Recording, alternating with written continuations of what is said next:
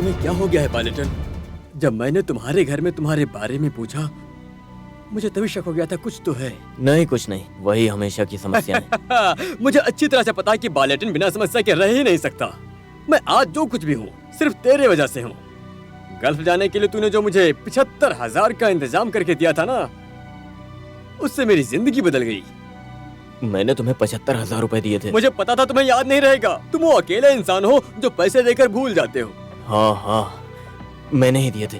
देख मुस्तु, आज मैं तुझसे पहली बार अपने पैसे मांग रहा हूँ, ब्याज के साथ। क्या तुम मुझे 3 लाख दे सकते हो? ये तुम ऐसा क्यों बोल रहे हो बालेटन? हाँ, इन्हीं पैसों की वजह से मेरे परिवार में मेरी कोई इज्जत नहीं रही। मैं तुम्हारे आगे हाथ जोड़ता हूँ। बालेटन, मुझे शर्मिंदा मत करो तुम। मेरी गरीबी में तुम्हारी राय और मस्ती मजाक से ही मेरा दिन गुजरता था। उसी गरीबी में किसी भी तरह से अपने दिन काट रहा था। मैं कोझीकोडे में ऑटो चलाया करता था, चल्लार नदी से रेती निकालता था अपने परिवार के पेट को भरने के लिए। तुम्हारे कारण आज मैं यहाँ पहुँचा हूँ। तुम पैसों के लिए मेरे सामने आंसू बहा रहे हो। तुमने हमेशा दूसरों के लिए संघर्ष किया है। सिर्फ 3 लाख रुपयों के लिए अपने परिवार से नजर नहीं मिला सकते? फिर मुस्तु किस लिए जिंदा है बालेटन? मेरी बात सुनो, मेरी सारी दौलत ले लो। अगर उससे भी कर्ज ना चुके तो बालेटन ने तुम्हारा मुस्तु अपना पिछला पेशा किराए की गुंडागर्दी करने को तैयार है। बस भगवान ने तुझे मेरे सामने फरिश्ता बना कर भेजा।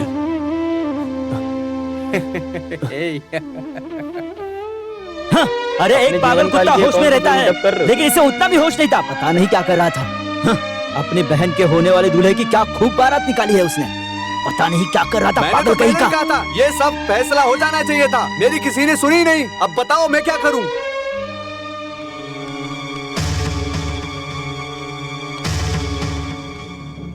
बालेटन कहाँ है? बालेटन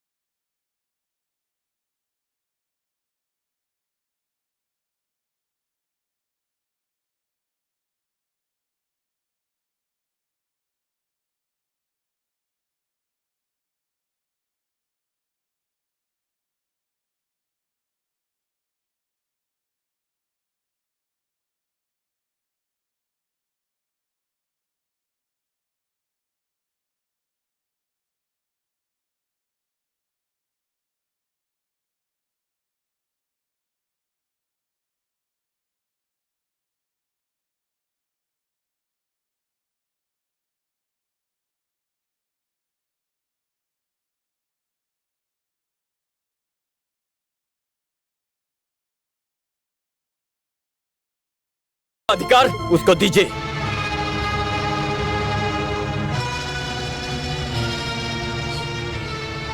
बालेटन सुनो। चुप रहो। आओ। नहीं, तुम्हें शर्मिंदा होने की जरूरत नहीं है। ये तो हमारे कर्म है जो तुझे पैदा किया। इससे तो अच्छा होता मैं मर जाती। इसे मरना नहीं, बर्बाद होना कहते हैं। तबाह होने से अच्छा है बर्बाद हो जाए इंसान। रुकिए, आप यही रुकिए, मैं जाती हूँ।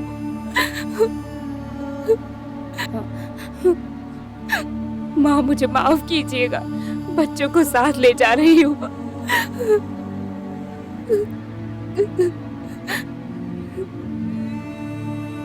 इतने सालों से मैं क्या कुछ झेल रही हूँ, लेकिन कभी किसी को चोट नहीं पहुंचाई।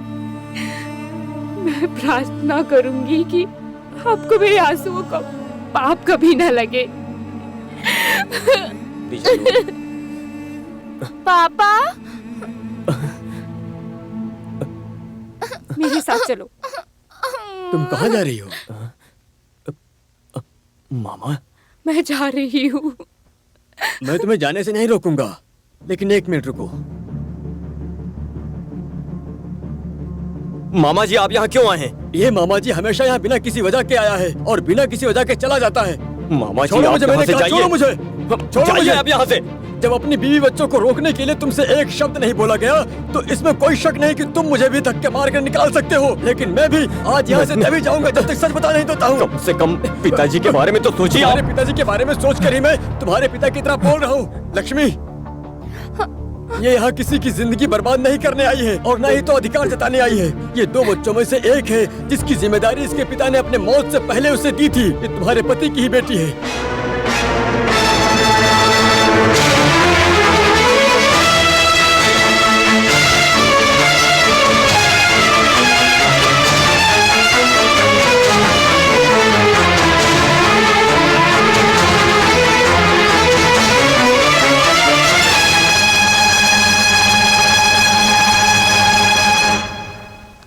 वो अपनी गलती का पश्चाताप करने के लिए जिंदा नहीं है। उन्होंने हमेशा खुद को दोषी ठहराया है। वो तुम सभी के बारे में सोचते सोचते इस पछतावे के साथ चल बसे।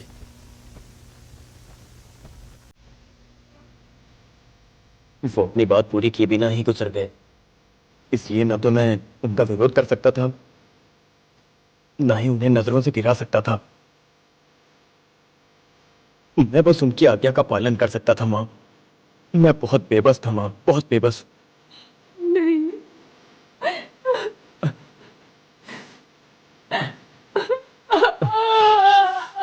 माँ,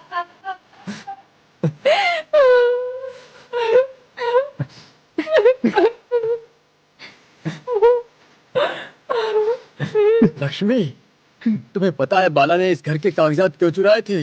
ताकि वो इसकी बड़ी बहन की शादी करवा सके। वो तुम्हारे परिवार को बर्बाद करने के लिए नहीं आया है। तब जाकर इसने इसका घर बसाया। उसका होने वाला दूल्हा, उसे इससे शादी करने में कोई दिलचस्पी नहीं थी। मैं पिताजी की तरफ से नहीं, तुम्हारी कोई गलती नहीं, गलती तो हमसे हुई है। हमें माफ कर दे बेटा, हमें छोड़ दे, कभी मत जाना। हम तेरे बिना कैसे रहेंगे? माँ,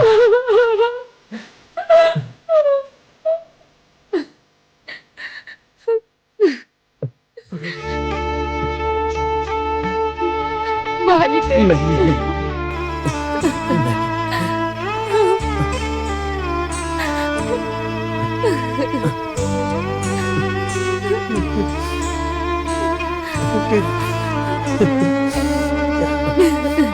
मैंने कभी यहाँ आने के बारे में नहीं सोचा था।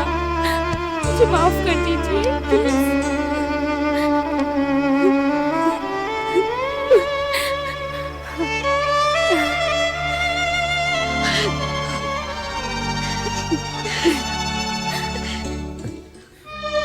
इन सब में मैं ये देना तो भूल गया। ये रहे घर के कागजात। इसका ध्यान रखने के लिए तुम बहुत सही इंसान हो। इसे माँ की अलमारी में मत रखना। अगर मैंने फिर से चुरा लिया तो मैंने आपको गलत समझा, मुझे माफ कर दो। अनजाने में मैंने आपको क्या क्या कह दिया। तुम रो क्यों रही? तुमने अपने हिसाब से सब सही किया। हाँ मामा जी, ये सब क्या है? हाँ पलटन, हाँ। पलटन। हाँ। पिशा रेड्डी को पुलिस ने अरेस्ट कर लिया है। लेकिन क्यों? ऐसा सुनने में आ रहा है कि बैंक के लॉकर से उसने गहने चुराए। उन्होंने अपने गहने लिए और पुलिस को पता ही नहीं चला। लॉकअप में पुलिस वाले उसे कुत्ते की तरह मार रहे हैं। पुलिस ने बहुत बुरी तरह मार रही है। अब हम क्या करें मामा जी? जो तुम हमेशा से करते आए हो वही करो। और क्या क्या कहते हो? गाड़ी में बहुत पेट्रोल है, चलो सब चलते हैं। टैंक फुल है ना? तो एक काम करो, हम सब लोग साथ में भागते हैं। चलो।